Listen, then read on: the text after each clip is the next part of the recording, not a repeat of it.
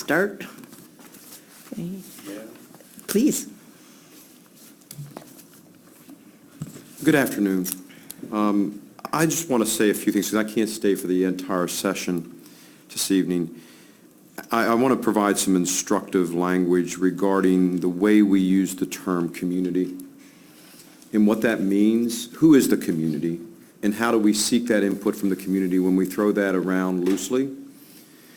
Is that quantitative data? Is that survey-driven? How were these preamble expectations from the public defined from our community determined? And I think that's a fair question.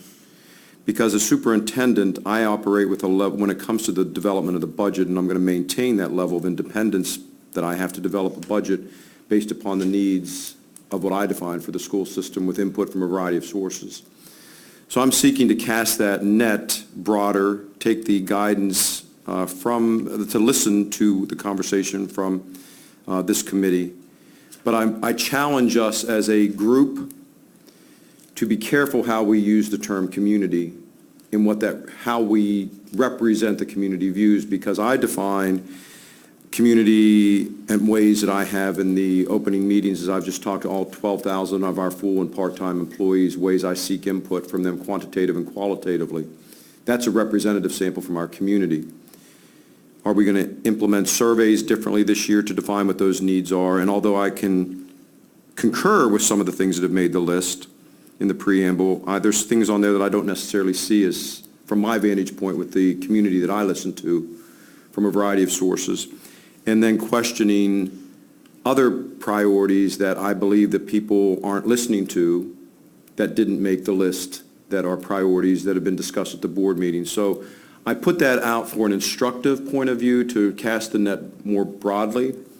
When we loosely use the term community, and it may or may not have the substance of data to support that, qualitative and quantitatively, and the needs of certain individuals may be defined differently depending upon one's perspective, particularly when we're advancing an agenda of equity and one where I'm looking at the school system with staff and directing principals and staff to look at the school system through a different set of lenses to provide a set of equitable programs and offerings to meet the needs of all young people.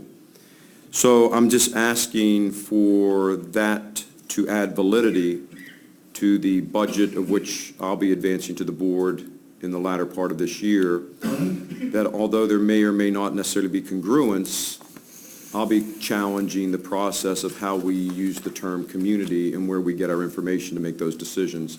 And I'm not asking, necessarily a literal question or rhetorical question, but I am going to ask the question, how were those singled out and where were those discussions occurring that brought those forward as they dovetail with other priorities that I think we all need to have some level of all arrows pointing in the same direction so that there's no competition between the board, the superintendent, and the OBRC in terms of different agendas, that there needs to be an opportunity for the emergence of those and the confluence of all of those variables to come together in a more instructive way so that we can have a level of coherence in the discussion as we're talking about competing levels of resources. I mean, I agree with everything said here, but I'm looking for a lot more detail about the substantive level of the data that supports the community's input. And I think that's a fair question. I think it's a fair question for all of us, because that term frustrates me at times, because N of one a problem does not make, but how do we define community at a larger level when there are varying levels of interpretation of equitable distribution of resources? And so I just want to say that up front, that as we look at this work together, how we have those conversations, where did that come from, what data are we using to support that, so that it can be data-driven in a way to make a general statement about support, because I don't have the luxury to go before the Board of Education and say we need something without data to support that. I can't go in front of the county council or the county executive without data to support that in a level of unison. So I say it more in terms of the philosophical, instructive nature of the process moving forward, that in it was my first year as permanent superintendent, in my second budget cycle, we're taking forward needs and priorities defined in board meetings and conversations with community to advance the agenda and an equity agenda that supports that. And although, again, I'm repeating myself and I want to finalize this point, although there are a number of items in that preamble that I agree with, there are a couple on there that I question, but then there's another list that I have that are already included that haven't made the list. So it's just that discussion piece.